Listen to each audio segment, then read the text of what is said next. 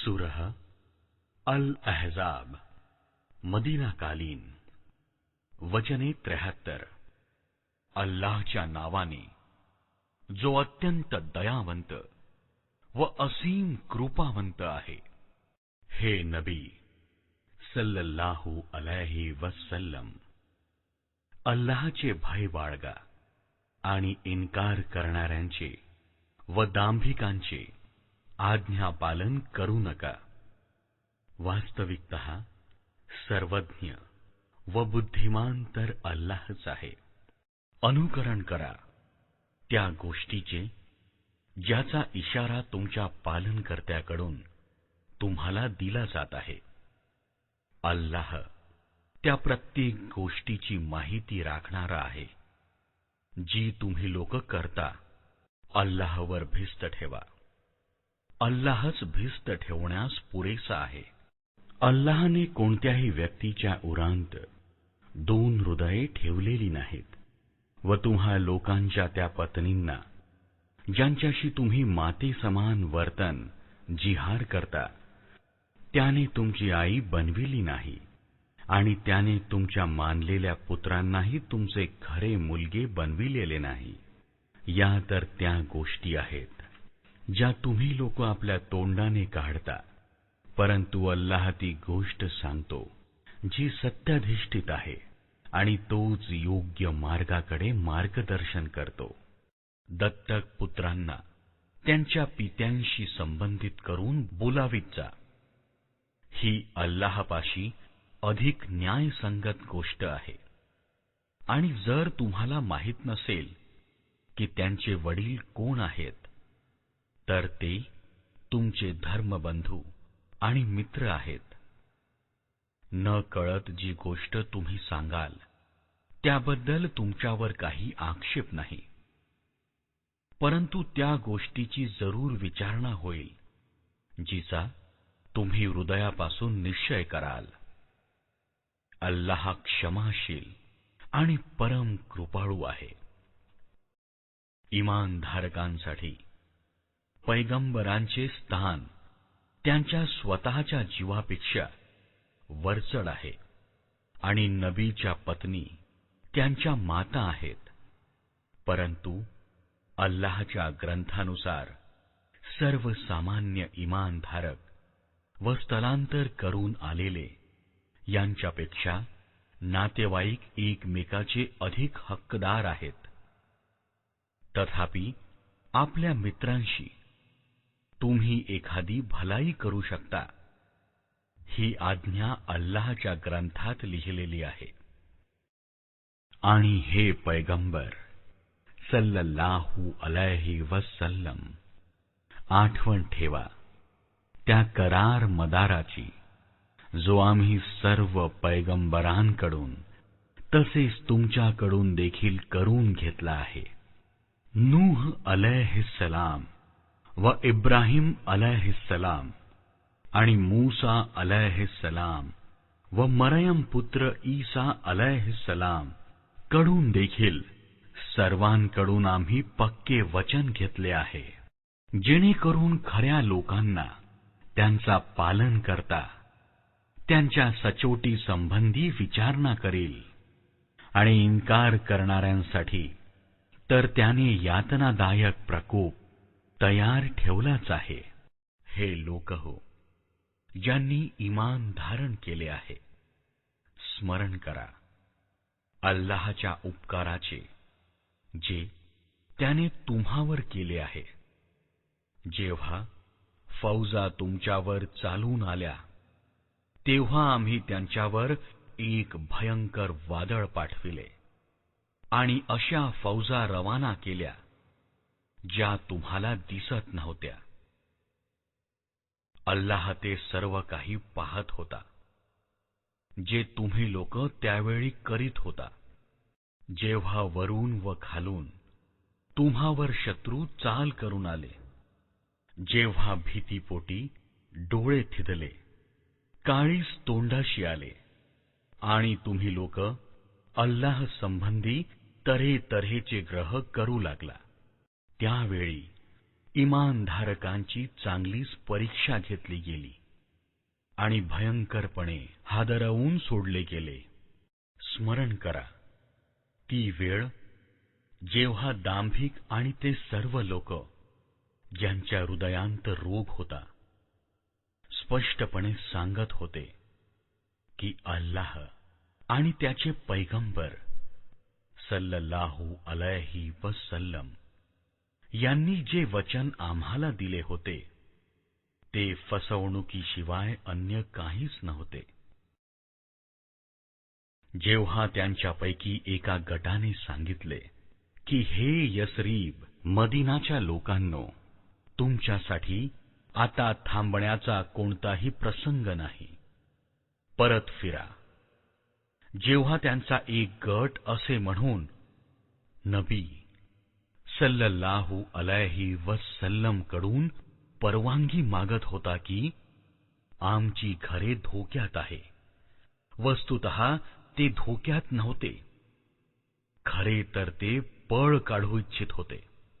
जर शहराच्या भोवतीने शत्रू घुसून आले असते आणि त्यावेळी यांना उपद्रवाकडे आमंत्रित केले गेले असते तर हे त्यात सामील झाले असते आणि मुश्किलीनेच यांना उपद्रवात सामील होण्यात संकोच वाटला असता.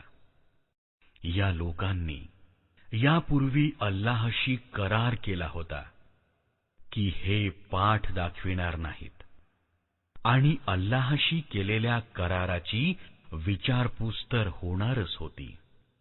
हे पैगंबर सल्लल्लाहु अलैहि वसल्लम यांना सांगा, जर तुम्ही मृत्यू अथवा ठार होण्यापासून पळ काढला तर हे पळ काढणे तुमच्यासाठी काहीही लाभदायक ठरणार नाही.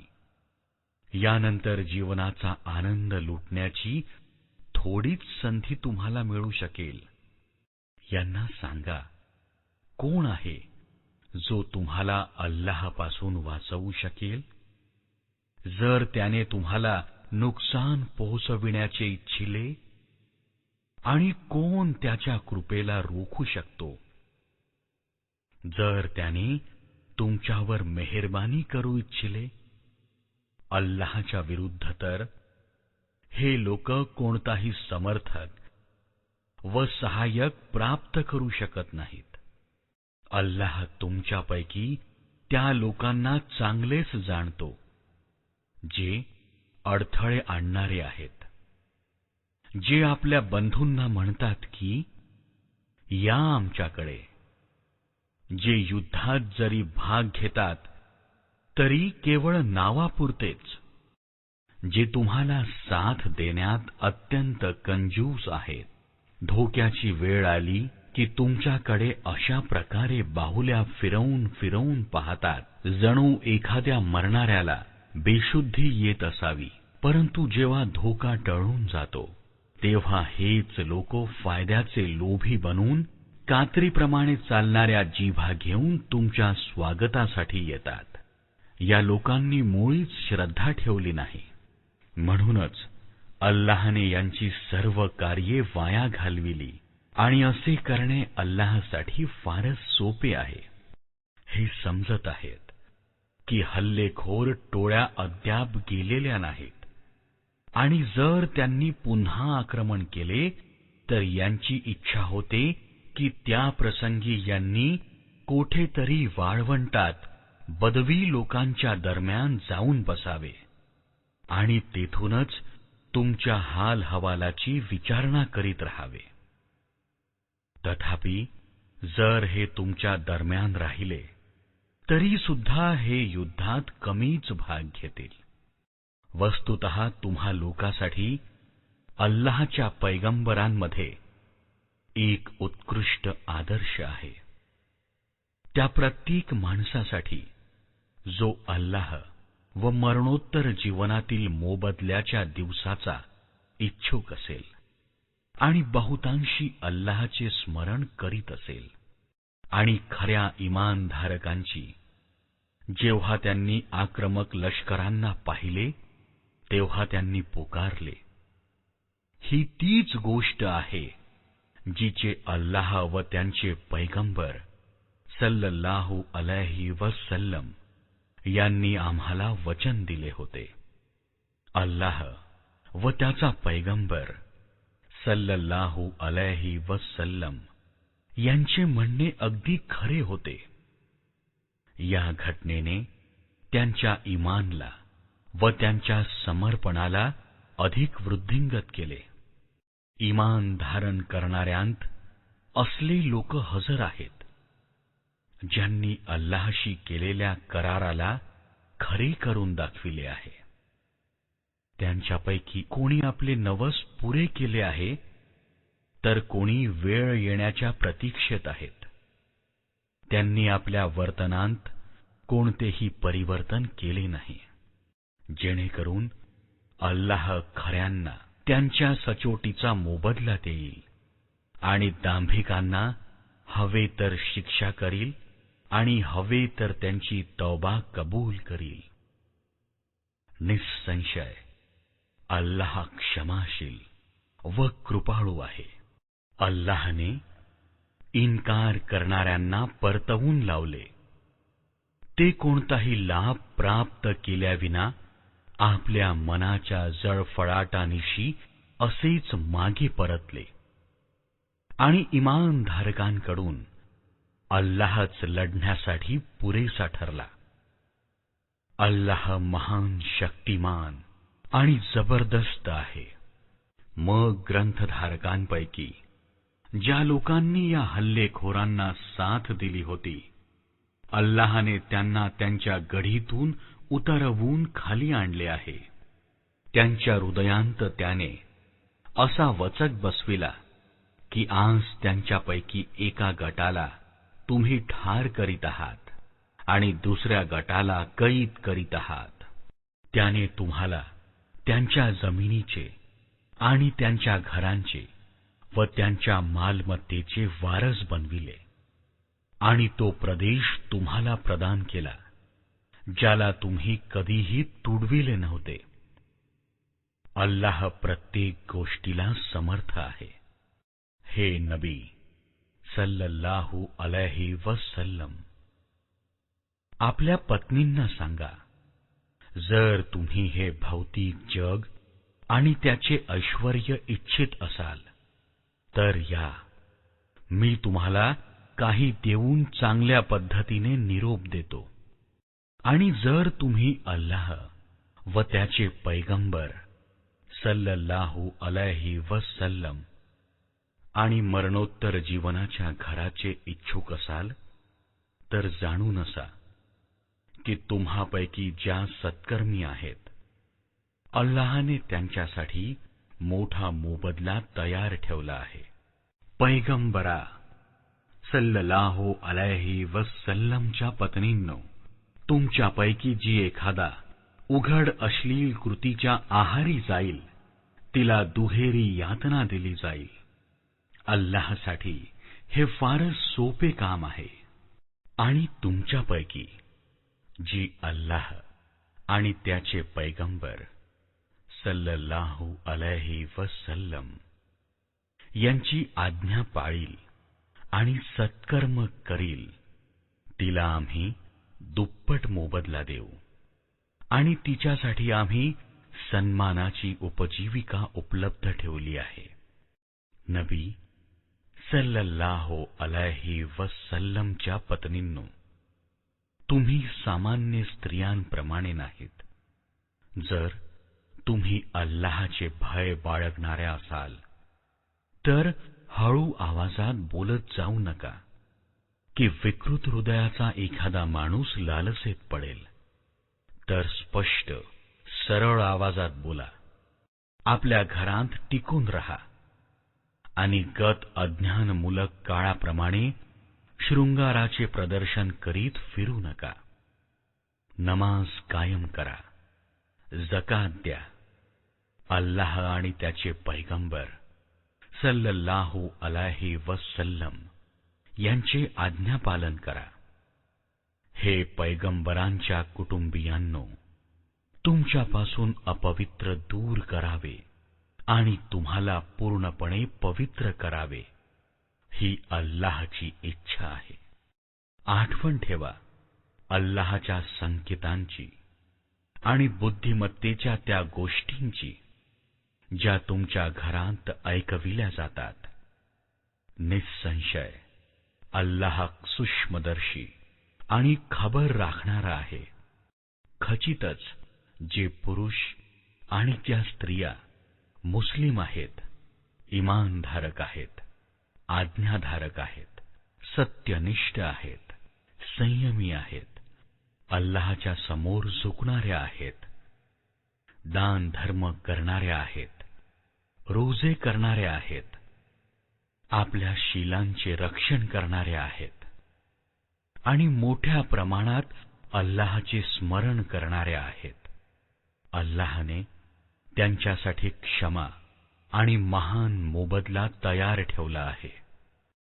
कोणत्याही श्रद्धावंत पुरुषाला आणि कोणत्याही श्रद्धावंत स्त्रीला हा अधिकार नाही की जेव्हा अल्लाह व त्याचे पैगंबर सल्लल्लाहु अलैहि वसल्लम यांनी एखाद्या बाबतीत निर्णय दिला असेल तर मग आपल्या त्या बाबीत स्वतः निर्णय घेणे त्याच्या अखत्यारीत असेल आणि जो कोणी अल्लाह व त्याचे पैगंबर सल्लल्लाहु अलैहि वसल्लम यांची अवज्ञा करील तर तो उघडपणे मार्गभ्रष्टतेत पडेल.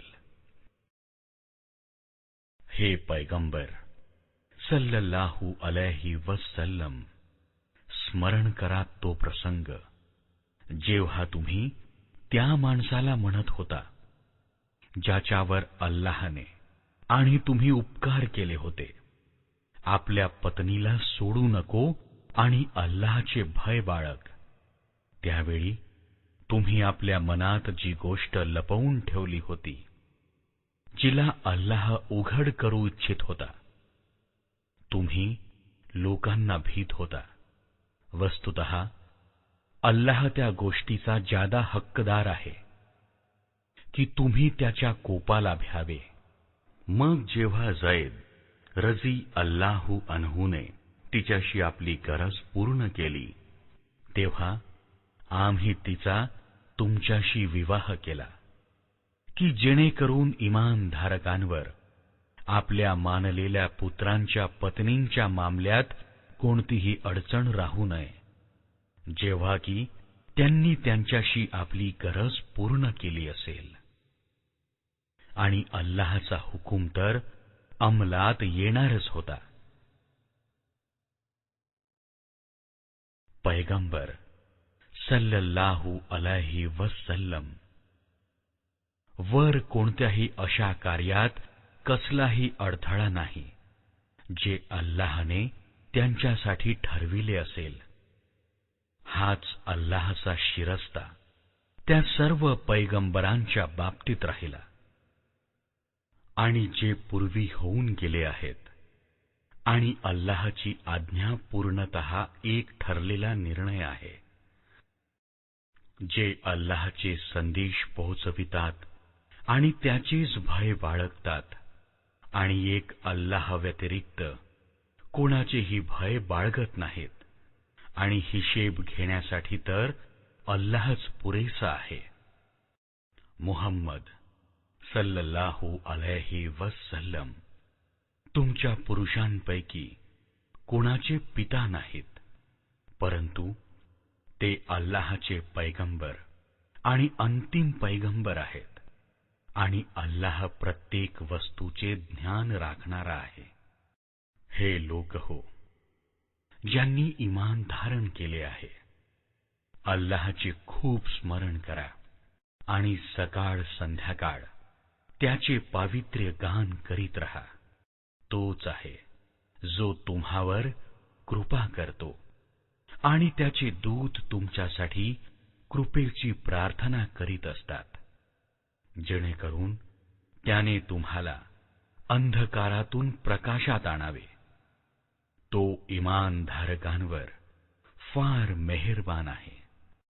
ज्या दिवशी ते त्याला भेटतील त्यांचे स्वागत सलामने होईल आणि त्यांच्यासाठी अल्लाहने मोठा सन्माननीय मोबदला तयार ठेवला आहे. हे नबी सल्लल्लाहु अलैहि वसल्लम, आम्ही तुम्हाला पाठविले आहे साक्षीदार बनवून, शुभवार्ता देणारा आणि भय दाखविणारा बनवून, अल्लाहच्या अनुज्ञेचे त्याच्याकडे आवाहन करणारा बनवून आणि प्रकाशमान दीप बनवून आनंद वार्ता द्या त्या लोकांना ज्यांनी श्रद्धा ठेवली आहे. त्यांच्यासाठी अल्लाहकडून महान कृपाप्रसाद आहे. आणि कदापि दबू नका इन्कार करणाऱ्यांशी व दांभिकांशी. काही पर्वा करू नका त्यांच्या यातनेची आणि विश्वास ठेवा अल्लाहवर. अल्लाहच याकरिता पुरेसा आहे की माणसाने आपले मामले त्याच्या स्वाधीन करावे.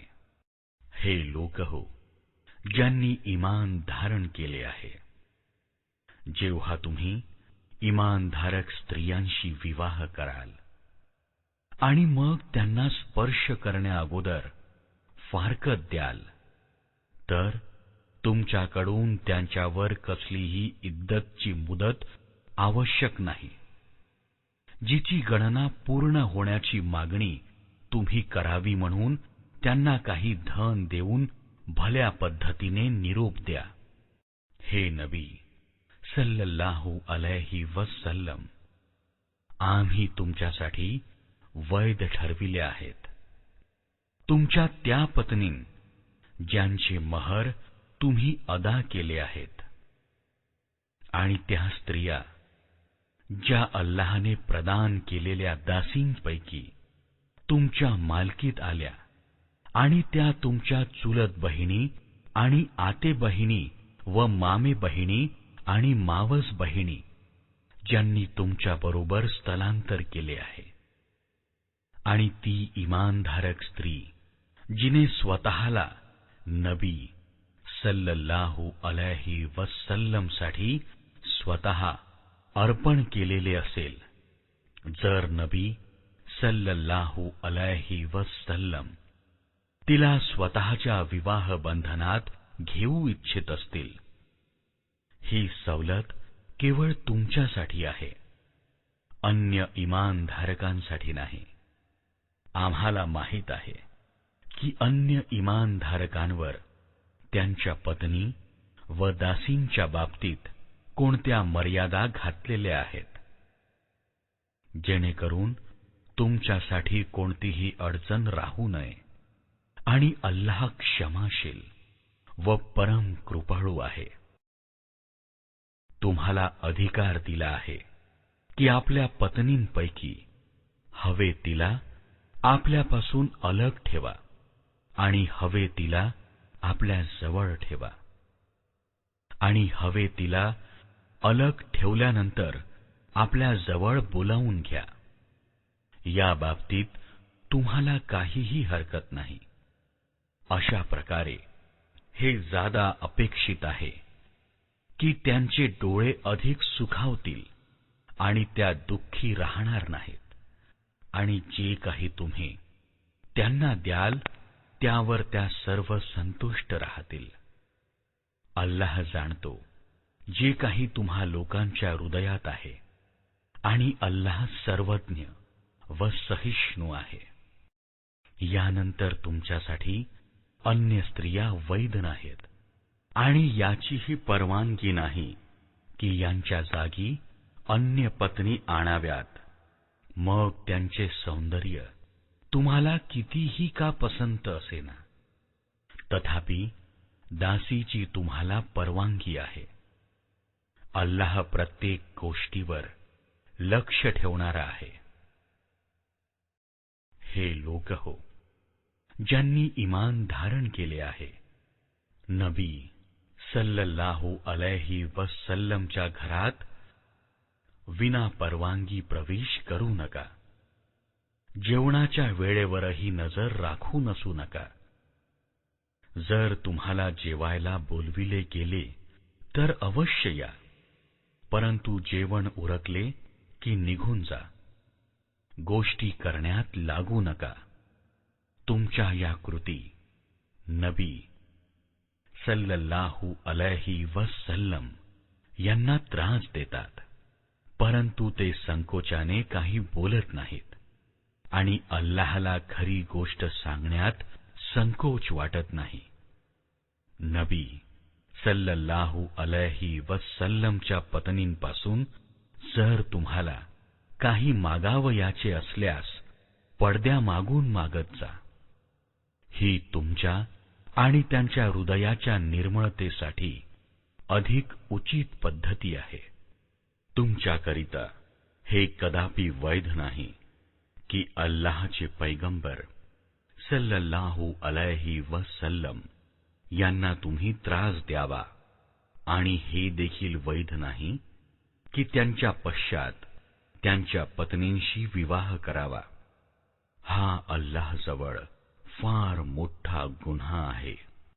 तुम्ही भले कोणतीही गोष्ट प्रकट करा अथवा गुप्त राखा, अल्लाहला प्रत्येक गोष्टीचे ज्ञान आहे. पैगंबर सल्लल्लाहु अलैहि वसल्लमच्या पत्नींसाठी यात काही हरकत नाही की त्यांचे पिता, त्यांचे पुत्र, त्यांचे बंधू, त्यांचे पुतणे, त्यांचे भाचे, त्यांच्या मेलमिलाफातील स्त्रिया आणि त्यांच्या मालकीचे दास दासी घरांत यावे. तुम्हाला अल्लाहच्या अवज्ञेपासून दूर राहिले पाहिजे. अल्लाह प्रत्येक गोष्टीवर दृष्टी ठेवतो. अल्लाह आणि त्याचे दूत प्रेषितांवर दरूद अर्थात शुभचिंतन पाठवितात. हे लोक हो, ज्यांनी श्रद्धा ठेवली आहे, तुम्ही सुद्धा त्यांच्यावर दरूद अर्थात शुभचिंतन आणि सलाम पाठवा. जे लोक अल्लाह आणि त्याचे पैगंबर सल्लल्लाहु अलैहि वसल्लम यांना त्रास देतात, त्यांचा अल्लाहने जगात आणि परलोकात धिक्कार केला आहे आणि त्यांच्यासाठी नामुष्की आणणारी यातना उपलब्ध केली आहे. आणि जे लोक ईमानधारक निरपराध पुरुषांना व स्त्रियांना इजा पोचवितात, त्यांनी एका मोठ्या कुभांडाचे व उघड गुन्ह्याचे अरिष्ट आपल्या शिरावर घेतले आहे. हे नबी सल्लल्लाहु अलैहि वसल्लम, आपल्या पत्नी व मुली आणि इमानधारकांच्या स्त्रियांना सांगा की आपल्या चादरीचे पदर आपणावर लटकावून ठेवत जा. ही अधिक योग्य पद्धत होय, जेणेकरून त्या ओळखल्या जाव्यात आणि त्रास दिला जाऊ नये. सर्वश्रेष्ठ अल्लाह क्षमाशील व परम कृपाळू आहे. जर दांभिक आणि ते लोक ज्यांच्या हृदयांत रोग आहे आणि ते जे मदिनेत प्रक्षोभक अफवा पसरविणारे आहेत, आपल्या कारवायापासून परावृत्त झाले नाही, तर आम्ही त्यांच्या विरुद्ध कारवाई करण्यासाठी तुम्हाला उभे करू. मग ते या शहरांत तुमच्या समवेत मुश्किलीनेच राहू शकतील. त्यांच्यावर चोहोंकडून धिक्काराचा मारा होईल. जेथे कोठे ते सापडतील पकडले जातील आणि भयंकररित्या ठार मारले जातील. हा अल्लाहचा शिरस्ता आहे, जो अशा लोकांच्या बाबतीत पूर्वापार चालत आलेला आहे. आणि तुम्हाला अल्लाहच्या परिपाठांत कोणताही बदल आढळणार नाही. लोक तुम्हाला विचारतात की कयामतची घटका केव्हा येईल. सांगा, त्याचे ज्ञान तर अल्लाहलाच आहे. तुम्हाला काय खबर, कदाचित ती जवळच येऊन ठेपली असेल. कोणत्याही परिस्थितीत ही बाब निश्चित आहे की अल्लाहने इन्कार करणाऱ्यांचा धिक्कार केला आहे आणि त्यांच्यासाठी भडकलेली आग तयार ठेवली आहे, ज्यात ते सदैव राहतील. ते कोणताही समर्थक व सहाय्यक मिळवू शकणार नाही.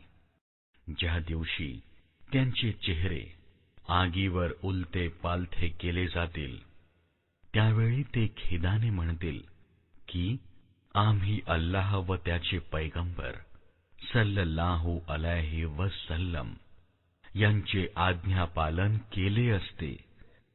आणि म्हणतील, हे आमच्या पालनकर्त्या, आम्ही आमच्या सरदारांचे व आपल्या ज्येष्ठांचे आज्ञापालन केले आणि त्यांनी आम्हाला सरळ मार्गापासून मार्गभ्रष्ट केले. हे पालनकर्त्या, यांना दुप्पट यातना दे आणि यांचा भयंकर धिक्कार कर. हे लोक हो, ज्यांनी ईमान धारण केले आहे, त्या लोकांप्रमाणे बनू नका ज्यांनी मूसा अलैहिस्सलामला त्रास दिला होता. मग अल्लाहने त्यांनी रचलेल्या गोष्टीपासून त्याला मुक्त केले आणि तो अल्लाहपाशी प्रतिष्ठित होता. हे ईमानधारकांनो, अल्लाहचे भय बाळगा आणि नेहमी सत्य व रास्त बोला. अल्लाह तुमचे आचरण सुधारेल आणि तुमच्या अपराधांना क्षमा करेल. ज्याने अल्लाह आणि त्याचा पैगंबर सल्लल्लाहु अलैहि वसल्लम यांच्या आज्ञा पाळल्या, त्याने मोठे यश प्राप्त केले. आम्ही या अमानतीला आकाश, पृथ्वी व पर्वतासमोर ठेवले, तर ते उचलण्यास तयार झाले नाहीत आणि तिच्याने भयभीत झाले. परंतु मानवाने ती उचलली. निसंशय तो मोठा अत्याचारी आणि अज्ञानी आहे. या अमानतीचे ओझे उचलण्याचा अपरिहार्य परिणाम आहे की जेणेकरून अल्लाहने दांभिक पुरुषांना व स्त्रियांना आणि अनेकेश्वरवादी पुरुषांना व स्त्रियांना शिक्षा द्यावी आणि इमानधारक पुरुषांचा आणि स्त्रियांचा पश्चाताप स्वीकारावा. अल्लाह क्षमाशील आणि परम कृपाळू आहे.